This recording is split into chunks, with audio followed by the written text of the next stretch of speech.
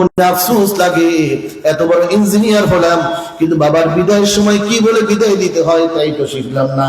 ওই ছেলেটা হয়তো বা লজ্জায় পড়ে বলেছে। এরকমের হাজারো যুবক আমাদের সমাজে আছে কিনা? সন্তানদেরকে বক্তব্যে পাঠাবেন, এগুলো হুজুররা শিক্ষা দেয়।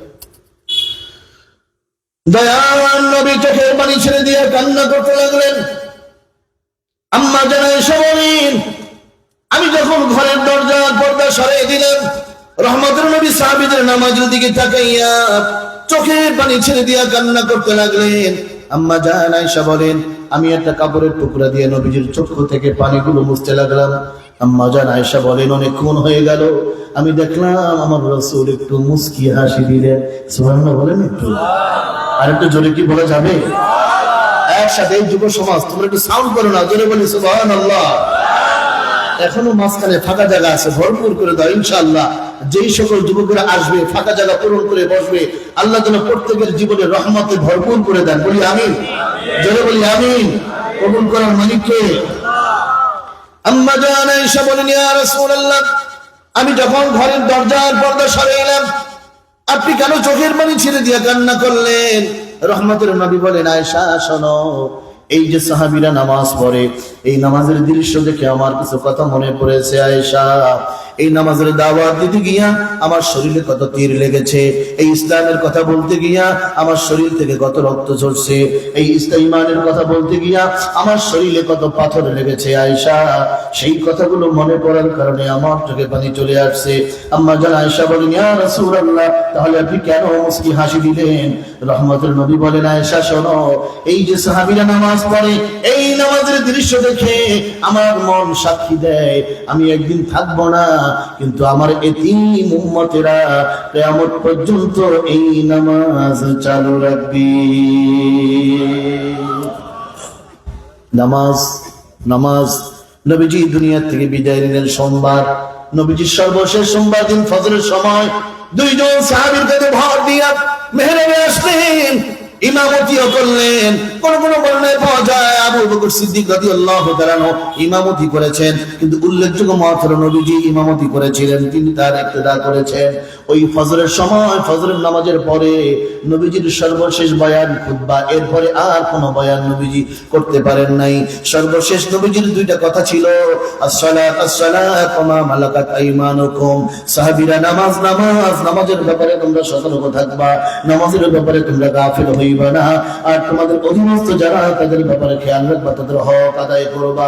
চাচা ভাতিজা ঘুমাইল, চাচা ভাতিজা ঘুমাইল, রাত 2টা, হঠাৎ করে চাচার ঘুম ভাঙলো। চাচা তাকায় দেখে ভাতিজা ঘুমায় নাই। চাচা বলে, কি বাবা আর ভাতিজা কেন তুমি ঘুমাও নাই? চাচা, সকালবেলা আমার 5,000 টাকা হারিয়ে গেছে, টেনশনে আমার ঘুম হয় না, কত তালাশ করলাম পাইলাম না, 5,000 টাকা হারিয়ে গেল।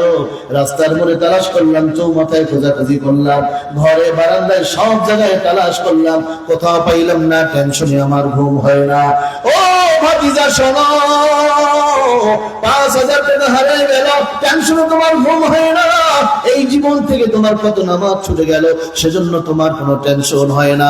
5,000 টাকা হারিয়ে গেল দুনিয়ার টেনশন, আর এই জীবন থেকে তোমার কত নামাজ ছুটে গেল, সেটা হলো কবরের টেনশন আর পরকালের টেনশন। দুনিয়ার কদর বুঝলাম, পরকালের কদর বুঝলাম না। একটা ওয়াদা কি আমরা করতে পারি ভাই, যতদিন বেঁচে থাকবো 5 ওয়াক্ত নামাজ আমরা ঠিক মতো আদায় করার চেষ্টা করব। কারা কারা রাজি, হাত গুলো আল্লাহকে দেখাই, আল্লাহ যেন কবুল করেন, সকলে বলি আমিন। 3টা কথা আলোচনা হয়ে গেল। জীবনে যখন যা কিছু দরকার হবে সবার আগে চাইবো, বলবো কার কাছে? আলোচনার দ্বিতীয় বিষয় হলো সবর, ধৈর্য। কখনো বেসবর হব না, অধৈর্যের মধ্যে যাব না। আলোচনার 3 নম্বর বিষয় হলো নামাজ। নামাজ আমরা ঠিক মতো আদায় করবো ইনশাআল্লাহ।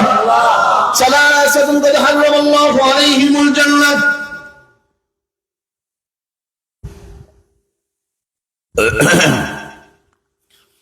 3 প্রকারের লোকের জন্য জান্নাত হারাম। 3 প্রকারের লোক জান্নাতে যাবে না। রহমতের নবী বলেন, সালাসাতুন কাদ হারামাল্লাহু আলাইহিমুল জান্নাত। 3 প্রকারের লোকের জন্য জান্নাত হারাম। 3 প্রকারের লোক জান্নাতে যাবে না। ওই 3 প্রকারের লোকের কথা শোনার আগে আমরা নিয়ত করি ওই 3 প্রকারের মধ্যে আমরা থাকতে চাই। নাম্বার 1 মুদমিনুল খামর। ও কথাটা মনে রাখবে, মুসা নবীর কয় কথা বলেন না, কয় কথা।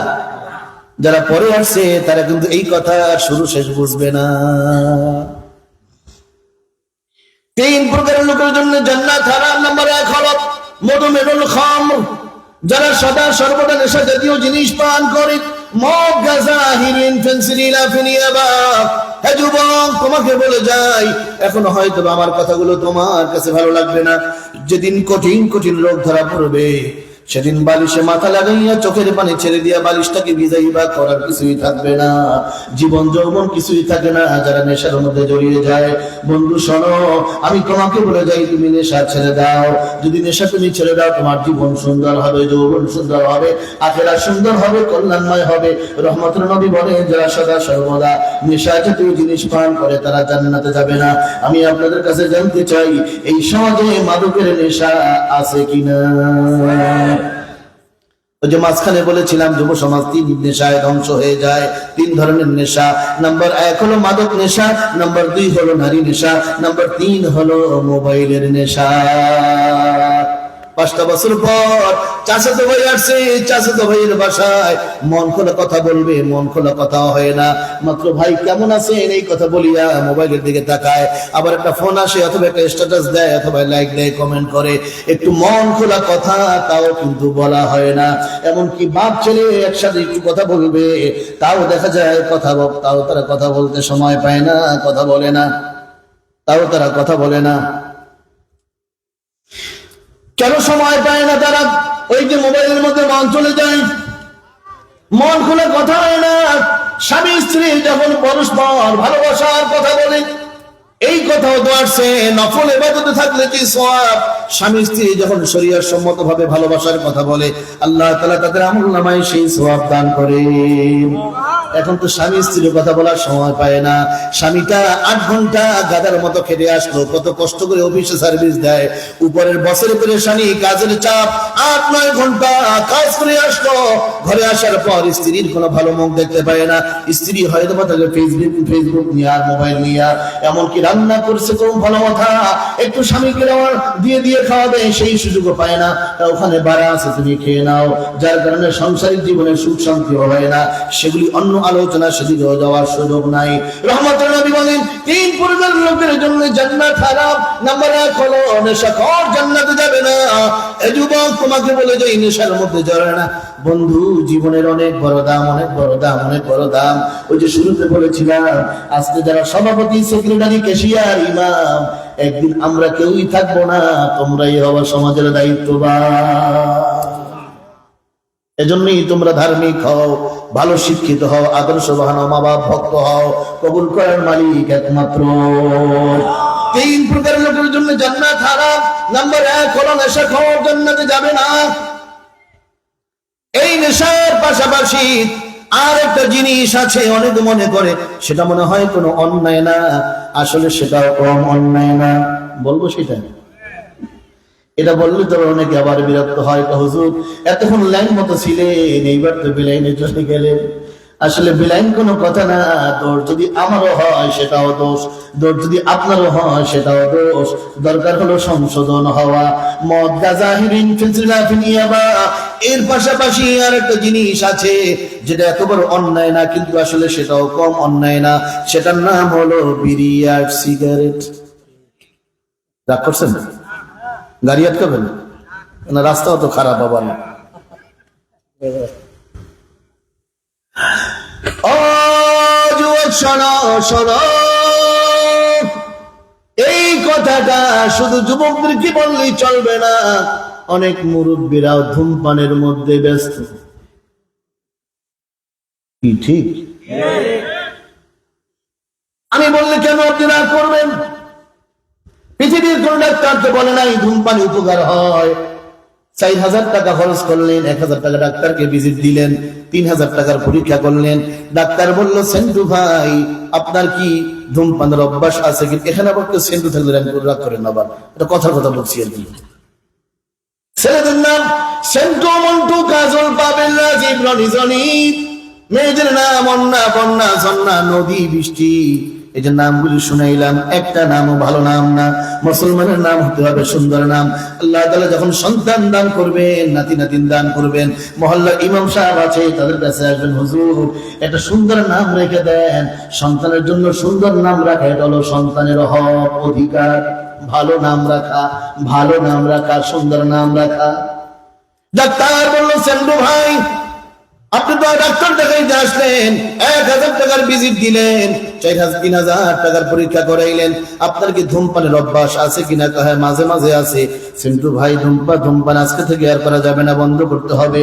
বাসায় গিয়া ওই সেন্টু ভাই ডাক্তারের প্রশংসা করে, আরে ডাক্তারটা খুব ভালো, ডাক্তারটা খুব ভালো। স্ত্রী বলি, এত ভালো বলেন, কি ব্যাপার, কি হইল? শোনো, 1000 টাকা ভিজিট দিলাম, 3000 টাকার পরীক্ষা করাইলাম, ডাক্তার একটা কথা বলছে। কি কথা? ডাক্তার বলছে ধূমপান করা যাবে না। ডাক্তারে বলছে সেটা এত লাগলো, আর আমি যে 12 বছর আপনার সংসার করি, কত বললাম আপনারা শুনেইতে পারলাম না। ডাক্তার দেখাইলেন, 4000 টাকা ব্যয় করলেন, ডাক্তার ধূমপান করতে নিষেধ করলো। ডাক্তারের প্রশংসা করা হয়, মহল্লার ইমাম সাহেব বিনা ভিজিটে জুমার বয়ানে বলল, যুব সমাজ তোমরা ধূমপান করিও না, খবরদার। ধূমপান করলে 5 ধরনের ক্ষতি হয়। নাম্বার 1 হলো সময় নষ্ট হয়, নাম্বার 2 হলো অর্থ নষ্ট হয়, নাম্বার 3 হলো কঠিন কঠিন রোগ হয়, নাম্বার 4 হলো মুখ দিয়া দুর্গন্ধ হয়, নাম্বার 5 হলো ধূমপান করাটা জাহান্নামীদের সাদৃশ্য। মিশকাত শরীফের সরা ইজাবুল মিশকাতের মধ্যে লেখা হয়েছে, এই যে বলা হয় জাহান্নামীদের সাদৃশ্য, এর মানে হলো যারা জাহান্নামে যাবে তাদের নাক এবং মুখ দিয়া ধোঁয়া বের হতে থাকবে। ভাই গো, কাকেও কষ্ট দেওয়ার জন্য আসি নাই, যদি সংশোধন হতে পারি সেটাই হলো আসল সফলতা, সেটাই হলো আসল সফলতা। এমন সমাজে দেখা যায় বিড়িটা খাইয়া মুখটা ধুইয়া নামাজে গিয়া বলে সুবহান রাব্বিয়াল আ'লা, পাশের লোকটা কয় ভাই তুই গেলি ভালা, তোর মুখের দুর্গন্ধ আমি নামাজেও থাকতে পারি না। জুমার বয়ানে হুজুর বলল, যুব সমাজ ধূমপান করিও না, ধূমপান করলে কঠিন কঠিন রোগ হয়।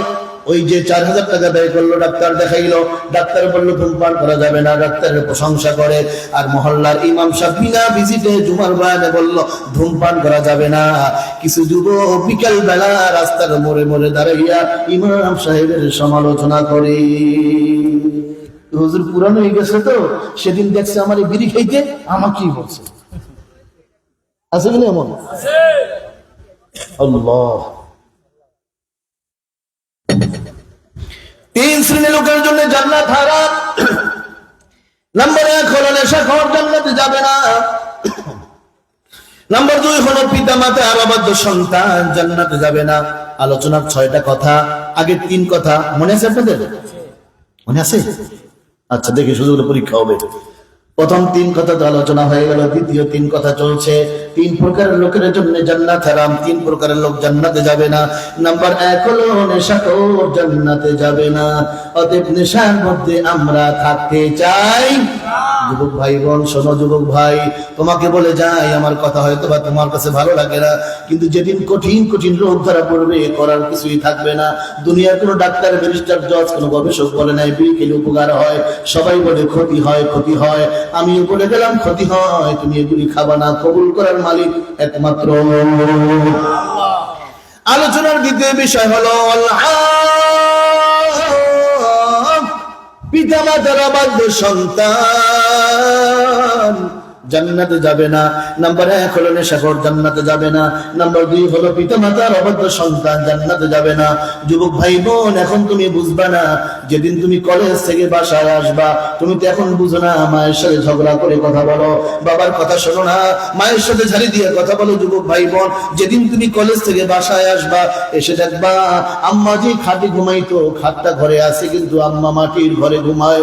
আব্বা যে পাঞ্জাবিটা গায়ে দিয়া মসজিদে নামাজ পড়তে যাইতো, ওই ওই পাঞ্জাবিটা এখনো ঘরে হ্যাঙ্গারের সাথে আছে, কিন্তু আব্বা মাটির ঘরে ঘুমায়। সেদিন বুঝতে পারবা এই দুনিয়ায় আব্বা আম্মা কত বড় নেয়ামত। হ্যাঁ যুবক শোনো, যুবতী বোন শোনো, রহমতের নবী বলেন যে আব্বা আম্মার অন্তরে দুঃখ দিবে, কষ্ট দিবে, ও পিতা মাতার সন্তানেরা শোনো, যারা আব্বা আম্মার অন্তরে দুঃখ দিবে, কষ্ট দিবে, তাদের 3 ধরনের শাস্তি হবে। নাম্বার 1 হলো পিতামাতার অন্তরে যে যেরকমের দুঃখ কষ্ট দিবে ওই রকমের দুঃখ কষ্ট না পেয়ে দুনিয়া থেকে মরবে না। নাম্বার 2 হলো পিতামাতার অন্তরে যারা দুঃখ কষ্ট দিবে মৃত্যুর সময় তাদের কালেমা নসিব হবে না। নাম্বার 3 হলো পিতামাতার অন্তরে যারা দুঃখ কষ্ট দিবে ওই পিতামাতা যদি ক্ষমা না করে আল্লাহ ক্ষমা করবে না। যুবক ভাই বোন, এখন বুঝবা না, যেদিন আব্বা বলে ডাকবা, আম্মা বলে ডাকবা, কিন্তু সারা পাইবা না, সেদিন বুঝতে পারবা এই দুনিয়ায় আব্বা আম্মা কত বড় নেয়ামত। বিশ্ববিখ্যাত মুহাদ্দিস আব্দুল্লাহ ইবনে মুবারক আল্লাহর ঘর তওয়াফ করতেছিলেন। 7 চক্করে এক তওয়াফ হয়, 7 চক্করে এক তওয়াফ হয়। আল্লাহ যেন সবাইকে মক্কা শরীফ যাওয়ার তৌফিক দান করেন, বলি আমিন। জোরে বলি আমিন। 7 চক্করে এক তওয়াফ হয়। বিশ্ববিখ্যাত মুহাদ্দিস আব্দুল্লাহ ইবনে মুবারক তিনি দেখলেন একটা যুবক কাঁধে বড় একটা গাছটি নিয়ে অনেক কষ্ট করে আল্লাহর ঘর তওয়াফ করে। যুবকটা অত বড় গাছটি নিয়ে কেন আল্লাহর ঘর তওয়াফ করে? বিশ্ববিখ্যাত মুহাদ্দিস মনে মনে চিন্তা করলেন, এই যুবকটা এত বড় গাছটি কাঁধে নিয়ে আল্লাহর ঘর তওয়াফ করে, এই গাছটিটা রেখেও তো তওয়াফ করতে পারতো। এত বড় গাছটি নিয়ে কেন আল্লাহর ঘর তওয়াফ করে? এত বড় গাছটি নিয়ে কেন আল্লাহর ঘর তওয়াফ করে? তওয়াফ শেষ হয়ে গেল, আবার যুবকের সাথে দেখা। কি ব্যাপার যুবক, ওই গাছটি রেখেও তো তুমি তওয়াফ করতে পারতা, এত বড় গাছটি কাঁধে নিয়ে তুমি কেন আল্লাহর ঘর তওয়াফ করলা? এই যুবকটা বলল, হুজুর ওই গাছটির মধ্যে আর কিছু না, ওই গাছটির মধ্যে ছিল আমার প্রাণ প্রিয় মা। আমি আমার মাকে গাঠির মধ্যে করে নিয়ে কাঁধে নিয়ে আল্লাহর ঘর তওয়াফ করলাম। হুজুর বলেন, কি ব্যাপার যুবক, তুমি তোমার মাকে গাঠির মধ্যে করে নিয়ে কাঁধে নিয়ে কেন আল্লাহর ঘর তওয়াফ করলা? এই যুবকটা বলে, হুজুর আমি ছোটবেলা আমি যখন মায়ের পেটে ছিলাম ওই সময় আমার আব্বা দুনিয়া ছেড়ে চলে গেছেন, আমি আমার আব্বাকে দেখিনি, আব্বার খেদমত আমার নসিবে হয় নাই। হুজুর আমার আম্মা বেঁচে আছেন, আমার আম্মা জীর্ণ শীর্ণ, আমার আম্মার শরীর তেমন কোনো গোশত নাই। আমার আম্মা আমাকে বললেন, সন্তান তুমি কি পারবে আমাকে নিয়ে আল্লাহর ঘর তওয়াফ করতে? আমি চিন্তা করলাম আব্বাকে দেখি নাই, আব্বার চেহারা কেমন তাও বলতে পারবো না, আব্বাকে দেখি নাই, আব্বার খেদমত আমার নসিবে হয় নাই, আমার আম্মা বেঁচে আছেন, আমার যতই কষ্ট হোক আমি আমার আম্মার আশাটা পূরণ করব। আল্লাহু আকবার বলেন না? হুজুর সেই জন্য আমি আমার আম্মাকে গাঠির মধ্যে করে কাঁধে করে নিয়ে আল্লাহর ঘর তওয়াফ করেছি। হুজুর আমি আপনার কাছে জানতে চাই, আমি যে আমার মাকে কাঁধে নিয়ে আল্লাহর ঘর তওয়াফ করলাম, আমি কি আমার মায়ের ঋণ শোধ করতে পারলাম কিনা? আমি কি আমার মায়ের হক আদায় করতে পারলাম কিনা? বিশ্ববিখ্যাত মুহাদ্দিস বলেন, যুবক শোনো, তুমি যে ছোটবেলা তুমি তোমার মায়ের বুকের দুধ পান করেছিলা, ওই 1 ফোঁটা দুধের দামও এখনো দেওয়া হয় নাই। যুবক ভাই বোন, আব্বা আম্মা যে হারাইছে বুঝতে পারে কি হারাইছে। নবীজি বলেন, বুখারী বর্ণনা আছে, হুমা জান্নাতুকা জান্নাতুকা ওয়া নারুক, বাপ মা তোমার জান্নাত, বাপ মা তোমার জাহান্নাম। বাপ মা যদি বুড়া বুড়িও হয়, এরপর আমার আব্বা আমার আম্মা, আমার আব্বা আমার আম্মা। বাপ মা হারিয়ে গেলে ওই মায়া মোহাব্বত ওই স্নেহ আর কেউ করে না। যারাই করে, যদি কেউ করে তাহলে সেখানে স্বার্থ লুকায়িত থাকে। একমাত্র বাপ মা নিঃস্বার্থে সন্তানকে ভালোবাসে, মারলেও সন্তানের স্বার্থের জন্য মারে, ধমক দিলেও সন্তানের স্বার্থের জন্য ধমক দেয়, আদর করলেও সন্তানের স্বার্থের জন্য আদর করে। এজন্য পিতা মাতার খেদমত আমাদের করতে হবে, বেয়াদবি করা যাবে না। 3 প্রকারের লোকের জন্য জান্নাত হারাম। নাম্বার 1 হলো নেশাখোর, জান্নাতে যাবে না। নাম্বার 2 হলো পিতা মাতার অবাধ্য সন্তান, জান্নাতে যাবে না। নাম্বার 3 হলো الذي يقر في أهله الخبث। 3 নম্বরে দায়ুস জান্নাতে যাবে না।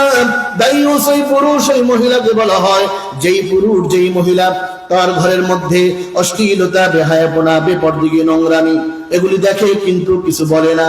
বাবা দেখে মেয়েটা নোংরা নোংরা পোশাক পরে মুন্সিগঞ্জ কলেজে গেল, ঢাকা ভার্সিটিতে গেল, বাবা মেয়েটাকে কিছু বলে না। স্বামী দেখে স্ত্রী বাজে শাড়ি পরে, অসুন্দর শাড়ি পরে মার্কেটে গেল, স্বামী স্ত্রীকে কিছু বলে না। আমি আপনাদের কাছে জানতে চাই, এরকমের বাবা আর স্বামী, মেয়ে আর স্ত্রী আমাদের সমাজে আছে কি নাই? রহমতের নবী বলেন দায়ুস জান্নাতে যাবে না। এক্ষেত্রে নবীজির হাদিসটা আমি শোনাই দেই, মহিলাদের হাদিস। দয়াল নবী বলেন, ও মহিলারা শোনো। এখন পুরুষরা মনে মনে বলবেন, হুজুর যেহেতু মহিলাদের ওয়াজ শুরু হয়েছে, এই ফাঁকে আমরা যাই, যাবেন নাকি? এটা মনে রাখবেন। দয়াল নবী বলেন, ও মহিলারা শোনো। المرأة الذي صلت خمسها وصامت شهرها وأطاعت مالها إلى آخر الحديث। রহমতুল নবী বলেন, যেই মহিলার মধ্যে 4টা গুণ পাওয়া যাবে। বলেন কয়টা গুণ? বলেন না কয়টা গুণ? 4টা গুণ পাওয়া যাবে। নাম্বার 1 হলো আল মারআতুল লাযী সাল্লাত খামসাহা, যেই মহিলা 5 ওয়াক্ত নামাজ ঠিকমতো আদায় করবে, আসামা শাহরাহা, রমজানের রোজাগুলো ঠিকমতো রাখবে, ওয়া আতাআত মালাহা, স্বামীর কথা মান্য করে চলবে, ওয়া আহসানাত ফারজাহা, নিজের চরিত্রকে হেফাজত রাখবে। কয়টা কথা? বলেন না কয়টা কথা? 5 ওয়াক্ত নামাজ। মা বোন তোমরা শোনো, যেই মহিলা 5 ওয়াক্ত নামাজ ঠিকমতো আদায় করবে, ওয়াসামাত শাহরাহা, রমজানের রোজাগুলো ঠিকমতো রাখবে, ওয়া আতাআত মালাহা, স্বামীর কথা মান্য করে চলবে, ওয়া আহসানাত ফারজাহা, নিজের চরিত্রকে হেফাজত রাখবে। রহমতুল নবী বলেন, হাসরের ময়দানে আল্লাহ তাআলা তার জন্য জান্নাতের 8টা দরজা ওপেন করে দিবে। তাহলে একটু ওয়াজগুলো মিলিয়ে নেন। আগে হলো 6 কথা, মহিলাদের 4 কথা, মোট হলো কয় কথা? প্রথম 3 কথা, জীবনে যখন যা কিছু দরকার হবে সবার আগে চাইবো বলবো কার কাছে? আলোচনার দ্বিতীয় কথা হলো, যে কোনো পরিস্থিতি আসুক না কেন কখনো বেসবর হব না, অধৈর্য হব না। আলোচনার 3 নম্বর বিষয় হলো 5 ওয়াক্ত নামাজ আমরা ঠিক মতো আদায় করব ইনশাআল্লাহ। 3 প্রকারের লোকের জন্য জান্নাত হারাম, 3 প্রকারের লোক জান্নাতে যাবে না। নাম্বার 1 হলো নেশাখোর, জান্নাতে যাবে না। নাম্বার 2 হলো পিতামাতার অবাধ্য সন্তান, জান্নাতে যাবে না। নাম্বার 3 হলো দায়ুস, জান্নাতে যাবে না। ওই 3 প্রকারের মধ্যে আমরা থাকতে চাই। মহিলাদের মূল কাজ 4টা, 5 ওয়াক্ত নামাজ, রমজানের রোজা, স্বামীর কথা মান্য করে চলা, পর্দা পুষিয়ে চলা, জান্নাতের 8টা দরজা তার জন্য। মাহফিল ইন্তেজামিয়া কমিটির পক্ষ থেকে 10 মিনিট বাড়াবার জন্য অনুরোধ করা হয়েছে। বাড়াবো 10 মিনিট? কষ্ট হবে না তো? আচ্ছা ঠিক আছে, 10টা মিনিট দেখছি বেশি, 10 মিনিট, এর বেশি না। আল্লাহ জি, এটা আমার ছেলে আসার জন্য পেরেশান, আসবে আমার সাথে, ঠিক আছে চলো। যেহেতু আলোচনা 6 কথা হয়ে গেছে না, আর মহিলাদের 4 কথা, 10 কথা। যেহেতু আজকে আমি এসে দেখলাম মক্তবের ছাত্ররা যেইভাবে পুরস্কার নিল, আশা করা যায় এটা মনে হয় হুজুরের মেহনত এখানে আছে কি নাই? জোরে বলেন আছে কি নাই? একটা ছোট্ট ঘটনা শুনিয়ে আলোচনা সমাপ্ত করব। তাফসীরে কবিরের মধ্যে লেখা হয়েছে, ইমাম ফখরুদ্দিন রাজি রহমাতুল্লাহি আলাইহি তার লিখিত তাফসীরে কবিরের মধ্যে উল্লেখ করা হয়েছে, মুসা নবী রাস্তার পাশ দিয়ে হেঁটে যান। মুসা নবী রাস্তার পাশ দিয়ে হেঁটে যান, হঠাৎ লক্ষ্য করলেন কবর রাস্তার পাশে একটা গোরস্থান আছে। আন্দাজ করতে পারলেন একটা কবরের মধ্যে আযাব হয়। মুসা নবী চলে গেলেন। কিছুদিন পর আবার ওই পথ দিয়ে যখন আসতে লাগলেন, দেখলেন গতবার যাওয়ার সময় যে কবরটার মধ্যে আযাব দেখেছিলেন, ওই কবরটার মধ্যে আযাব নাই, আযাব নাই। আল্লাহর কাছে বললেন, আল্লাহ আমি গতবার যাওয়ার সময় আমি দেখেছিলাম এই কবরটার মধ্যে আযাব হয়, এখন দেখতেছি এই কবরটার মধ্যে আযাব নাই, তার কারণ কি? আল্লাহ বললেন, মুসা তুমি কবরের পাশে দাঁড়াও, কুম বিসমিল্লাহ বলো, কবরের বাসিন্দা জীবিত হইয়া তোমার উত্তর দিয়ে দিবে। আল্লাহু আকবার বলেন না? মুসা নবী তাই করলেন, কবরের পাশে দাঁড়াইয়া কুম বিসমিল্লাহ বললেন, কবরের বাসিন্দা জীবিত হইয়া কবরের বাসিন্দাকে মুসা নবী জিজ্ঞাসা করলেন, কি ব্যাপার, তোমার কবরে আযাব দেখেছিলাম, এখন তোমার কবরে আযাব নাই, তার কারণ কি? তোমার কবরে আযাব নাই, তার কারণ কি? কবরের বাসিন্দা বলল, মুসা নবী গো, আমি যেদিন দুনিয়া ছেড়ে চলে আসছি, আল্লাহ তাআলা যেদিন আমাকে পরকালের জগতে নিয়ে আসছেন, ওই সময় আমার স্ত্রী গর্ভবতী ছিল। আমি দুনিয়া থেকে আসার পর আমার ওই বাচ্চাটা দুনিয়াতে আসছে। ঘটনাটা ভালো করে শুনবেন। আমার ওই বাচ্চাটা দুনিয়াতে আসছে। আমার বাচ্চা যখন একটু বড় হলো, একটু যখন সুন্দর সুন্দর